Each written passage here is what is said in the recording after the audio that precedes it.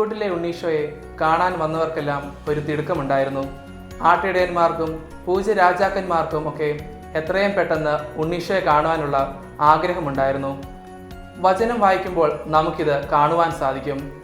ഉണ്ണീശോയെ മാതാവിൻ്റെ ഉദരത്തിൽ വഹിച്ചുകൊണ്ട് മാതാവ് തിടുക്കം കാണിച്ചത് തൻ്റെ ഇളയമയായ എലിസബത്തിനെ ശുശ്രൂഷിക്കുന്നതിന് വേണ്ടിയായിരുന്നു.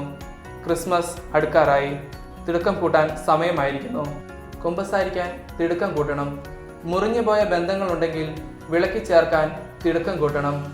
മാതാവിനെ പോലെ മറ്റുള്ളവരെ സഹായിക്കുവാൻ നാം തിടുക്കം കൂട്ടണം.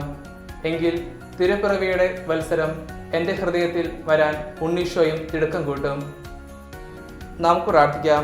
ഉണ്ണീശോയെ, അങ്ങയുടെ ജനത്തിനുള്ള അടുത്ത ഒരുക്കത്തിലേക്ക് ഞാൻ എത്തിയിരിക്കുന്നു. എൻ്റെ ഹൃദയത്തിൽ അങ്ങ് വന്ന് പിറക്കണമേ. അങ്ങേക്ക് പിറക്കാൻ തക്കതായ വിശുദ്ധി എൻ്റെ ഹൃദയത്തിൽ നൽകണമേ. അങ്ങയെ സ്വീകരിക്കുവാൻ, ആരാധിക്കുവാൻ, സ്നേഹിക്കുവാൻ ഒക്കെയുള്ള ഒരു തിടുക്കം എൻ്റെ മനസ്സിനും ഹൃദയത്തിനും നൽകണമേ. ഇന്നത്തെ എൻ്റെ എല്ലാ പ്രാർത്ഥന നിയോഗങ്ങളെയും സഫലമാക്കണമേ. ഈശോയെ, നിങ്ങളെല്ലാവരെയും സമർത്ഥമായി അനുഗ്രഹിക്കട്ടെ. ആമേൻ.